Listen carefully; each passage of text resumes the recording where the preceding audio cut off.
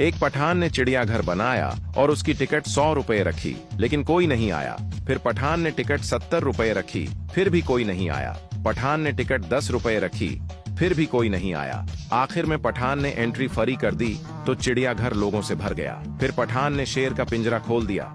लोग जान बचाने के लिए भागने लगे और पठान ने बाहर निकलने की फीस 500 रुपए कर दी। राणा गली विच बैठा रो रिया सी। दोस्त ने पूछिया, राणा साहब की होया, रो क्यों दे हो? राणा बोलिया, मेरी मुर्गी मर गई है। दोस्त बोलिया, ते राणा साहब फेर की होया? मेरा दादा फौत होया सी, मैं ते फेर भी नहीं सी रोया। राणा बोलिया, तेरा दादा केड़ा अंडे देंदा सी। एक पठान नौकरी के लिए इंटरव्यू देने गया। मैनेजर ने पूछा, आपको कितने सालों का तजुर्बा है? पठान बोला, 2 सालों का। मालिक हैरान होता है। पठान ने आगे कहा, वैसे मेरी 3 सालियां भी हैं, पर मैंने आज तक उनको हाथ तक नहीं लगाया।